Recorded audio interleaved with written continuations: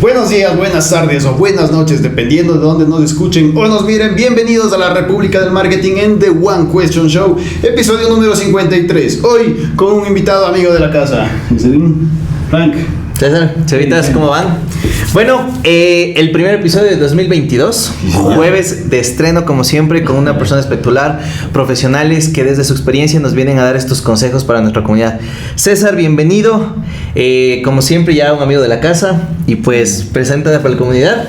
Listo, bueno, Frank, Sebas, nuevamente gracias por invitarme aquí a su programa. Gracias por considerarme un amigo de la casa. Ya es 3 años creo que desde lo que estuve acá la primera vez con ustedes en su proyecto. Súper chévere y contento de estar nuevamente acá. Bueno, rápidamente, yo me dedico a lo que es marketing digital, la parte de publicidad digital principalmente. Ya llevo 8 años en esta hermosa profesión y me he dedicado principalmente a la venta de, llamémosle así, servicios educativos, ¿sí? He estado en universidades, colegios y centros de capacitación. Ese ha sido uno de mis fuertes, aparte de tener un par de negocios propios. Así que un poquito esa es mi referencia. Perfecto. Y precisamente, señores, por en base a esto, vamos a responder la pregunta: ¿cómo generar leads de calidad justamente en este sector educativo aquí en Ecuador? Así que bienvenidos. Bienvenidos.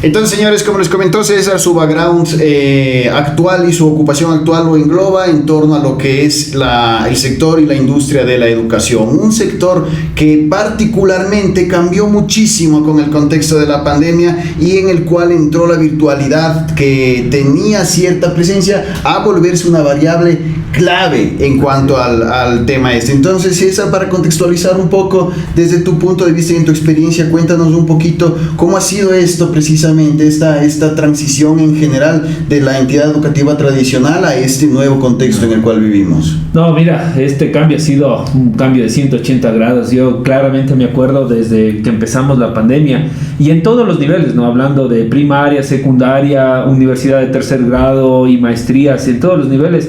Fue un cambio súper fuerte. Recuerdo claramente los primeros días de la pandemia fue todo caótico y la gente, los profesores no sabían qué hacer. O sea, era como que, ¿y ahora qué hago? Mis alumnos ya no están en clases, ¿y ahora cómo les voy a dictar clases? Y las universidades también mandaron de un momento a otro a todos sus alumnos a sus clases y tuvieron que adaptar sus procesos presenciales. Claro. O sea, habían unas que ya tenían, pero obviamente había la modalidad online, virtual y la presencial. Entonces les tocó lanzar todo, en el mejor de los casos, replicar su modelo a todas las modalidades, pero en los colegios no era así. Claro, habían colegios, por ejemplo, y universidades, no, más colegios, que no tenían modalidad online. Entonces ellos sí no sabían nada de esto y les tocó pero volar. Y bueno, ahora lo que se ha vivido ya este último año, ya los colegios ya tienen un proceso estable. Incluso fueron los primeros días presencial, luego hubo otra vez que se suspendieron las clases por esta variable Omicron y ya el proceso es, ok, presencial, se van a casas y todo fluyó normalmente. Entonces ya la virtualidad es como que un switch, ya presencial, virtual, o sea, es como que... Y a futuro, como nueva normalidad, digamos, establecerá algún modelo híbrido, ¿no? Sí. En el cual haya de los dos, no sé, 3 días presencial, 2 días ¿Qué es lo que estamos ya viviendo? Medio viviendo, ¿no? Es lo que estamos viviendo en la actualidad. Ahora, es difícil responder esa pregunta porque es como que anticiparnos a lo que pueda pasar en el futuro, claro, y no hay una bolita de cristal de lo que nos puede decir. Puede ser que salga una nueva variante y nos manden nuevamente otra vez y nos encierren, exacto. Pero yo creo que la virtualidad sí ya está más fuerte de lo que era antes. Ya existía, pero creo que ahora es más, tiene mayor presencia y mayor fuerza dentro de nuestros día a días. Y hablamos de la educación, pero no digamos de los trabajos, del teletrabajo. Entonces, en general, eso es algo que vino, yo creo que para quedarse. Chévere, César. Y justamente estos nuevos conceptos, estas nuevas formas de entrar a la educación, también definitivamente aplicó a la forma de adquirir nuevos clientes, ¿no? Y obviamente aquí estamos hablando ya de la adquisición de estos leads como tal. Podríamos decir que antes, justo nos comentabas antes de la entrevista, que antes uno se interesaba tal vez en los padres, en los colegios, ya cuando era maestría más bien tenías la entrevista con esta persona. Cuéntanos cómo ha sido este proceso ahora de capturar estos leads, considerando y conceptualizando al lead como ese potencial cliente que hizo algo en tu red social, llenó un formulario, te pegó una llamada y que obviamente está ya está entrando a un embudo de conversión, que es la primera etapa, que hizo el primer contacto. Pues entiendo que igual ahorita justamente tu último desarrollo profesional es en base a eso, ¿no? Adquisición de estos nuevos leads. Cuéntanos cómo ha sido esta experiencia, qué ha cambiado, ¿no? Sí. Bueno, como les comentaba, tuve la suerte de trabajar en una universidad durante 5 años en el proceso de admisión. Y ahí se podría decir antes de la pandemia, ¿no? Y ahí claramente el enfoque, había un mixto, ¿no? Mucho ir a los alumnos y a los padres de familia, pero para que visiten a la universidad, que vayan, que conozcan las instalaciones, exacto. Como la experiencia, ¿no? Exacto, que nomás hay. Exacto, y a veces habían personas que pese a que toda la información estaba en la web y todo, les encantaba ir y que las personas les expliquen, que ver las instalaciones, que realmente su hijo va a estar bien, y entonces ya venía un proceso muy face to face, o sea, ya de cara a la persona. Esto era mucho en pregrado. En maestrías siempre existió mucho esto ya en cambio del lead tradicional, en donde capturábamos los datos para luego hacerle la llamada telefónica y posterior que vengan a visitar y todo. Pero en pregrado era así más directo, como dije, había un mix mucho para ir a los padres de los chicos que obviamente quieren que vayan presencial full time, entonces no íbamos a los padres. Y por otro habían, por ejemplo, público adulto que claro, ya quería estudiar una maestría, pero ya trabajaba, entonces ese es otro. Ahí vas directo al consumidor. Exacto. ¿Y cómo sentiste que la gente, yo creo, bueno, y pasa mucho, a veces cuando estamos con otros clientes, hay gente que quiere ver qué está pasando, quieren ir a conocer la oficina todavía? ¿Tú crees que eso ha cambiado? ¿Eso incluso puede afectar en la toma de decisión? Exacto. O sea, tours virtuales es una buena idea. No te sabría decir qué universidades lo han implementado, pero sé que otros negocios ya implementan los tours virtuales. Incluso hay una nueva locura que se viene con fuerza, que es esto del metaverso, digamos. Claro. Eso es una locura. Tus lentes y vamos a ver la universidad. Exacto. Pero bueno, hoy por hoy, como te digo, yo creo que más se ha enfocado mucho en temas de charlas virtuales. O sea, eso he visto que muchas universidades han cambiado el método de atenderle presencialmente a hacer charlas mediante Zoom principalmente. Entonces ahí se les explica y todo.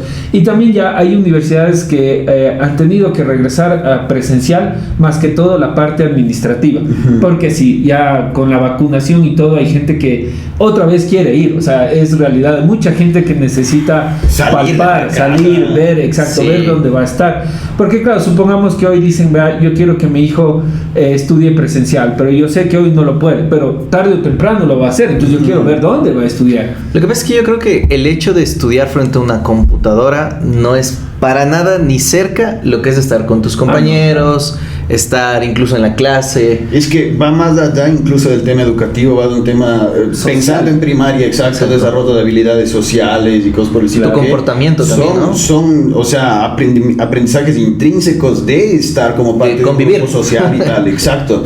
Entonces, bueno, nos queda claro que ha sido un periodo de aprendizaje, un proceso de adaptación a nivel general, específicamente las entidades educativas. César nos comentaba que hubieron algunas que no tenían interiorizado nada de virtual, les tocó desde cero y tal. Claro. Entonces, ahora que se ha dado pasos, tú nos dijiste hace un momento, en su mayoría, digamos en la generalidad, ahorita ya es un tema de virtual, presencial, entonces en este punto donde ya estamos adaptados a esto y vamos simplemente perfeccionando el tema, César, en tu experiencia y en base a lo que tú has trabajado, ahora sí la pregunta del episodio, ¿cuál es la mejor estrategia para generar leads educativos aquí en Ecuador hoy por hoy? Listo, a ver, yo creo que un poco en base a lo que he visto el último año, un embudo de ventas que funciona súper bien es captar los leads para dar charlas gratuitas. Eso ha funcionado bastante, en donde, claro, tú dices charla gratuita de algún tema y luego presentas el tema. Y ahí meto gente arriba. Exacto. Y ahí metes, digamos, súper baratito, unos 20 centavos el lead o 15 centavos el lead. Y luego asisten a tu charla, la charla les encanta, les enganchas en la charla y después ya viene un proceso más de venta. ¿Cómo definir el tema de la charla? ¿Cómo planteo un tema que vaya a generar atractivo al grupo de padres, al grupo de alumnos que me interesa?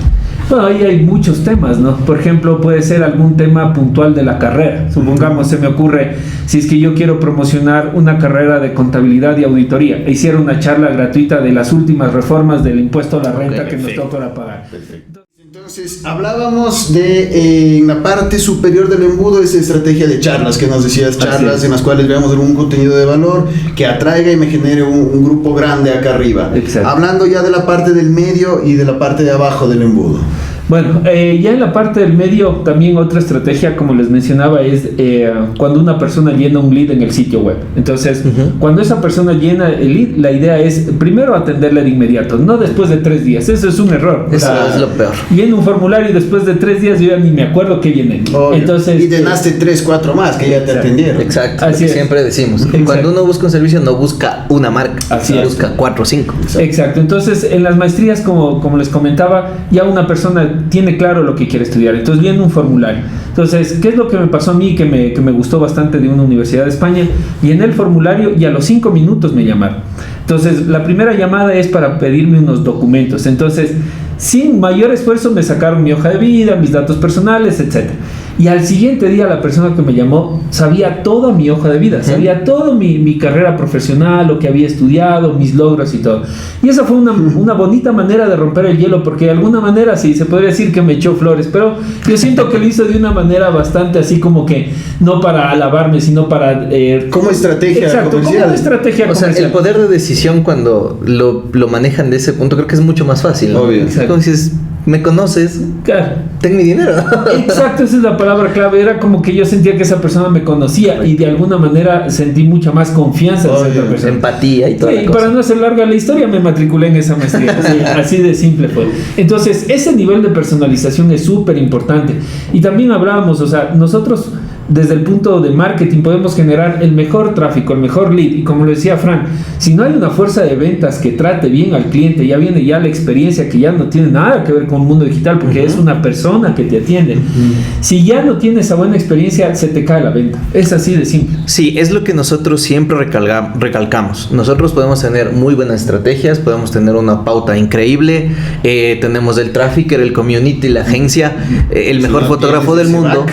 Pero si detrás hay una persona que no atiende bien a sus clientes, todo eso se va al caño. Y ahí es en donde viene el mal concepto de marketing digital no funciona, Así es. tuve malas experiencias, eso es gastar el dinero. Siempre tienen que tomar en cuenta, y esto va a pasar alrededor de todo el mundo, es una maestría en España, entonces es un mercado internacional.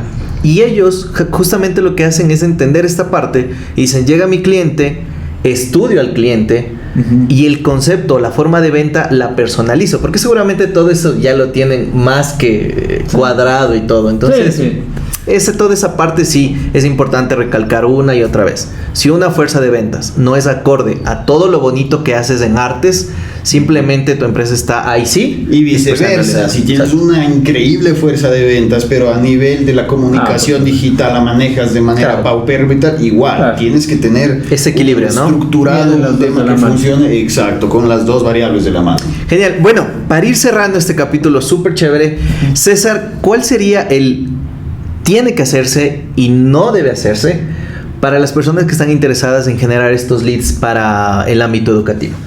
Bueno, obligado, primero deben tener un sitio web. O sea, creo que eso es obligatorio en cualquier embudo. Sí, exacto. También aprenda mucho el tema de la segmentación. Si una institución educativa tiene distintas carreras, la segmentación va a ser distinta. Asimismo, hablando de redes sociales, y asimismo en Google Ads es una campaña distinta para cada carrera. No es lo mismo la persona que quiere estudiar sistemas que la que quiere estudiar diseño gráfico. Totalmente. Total. Entonces, eso es lo que se tiene que hacer obligatoriamente. Que Tener un viene sitio también web. de la mano de la personalización, ¿no? Así es, exacto, porque si yo Es de la comunicación. Sí, hay un error muy común, por ejemplo, yo digamos que busco dónde estudiar administración de empresas y a veces me mandan a la página principal para buscar administración de empresas. Entonces la personalización que sería que llegue a la página de administración de empresas y esté toda la información de esa carrera. Lo que yo busco, formulario quiero de que me contacto des básicamente. Así es. Si yo busco un color rojo, que la página diga Así color es. rojo, porque si uno llega y a veces las páginas de las universidades son gigantescas, gigantescas. Sí, y algo que ya deberían un poco analizar las instituciones educativas es esta nueva red, bueno, ni tan nueva, esta red social TikTok, que es muy de nicho joven.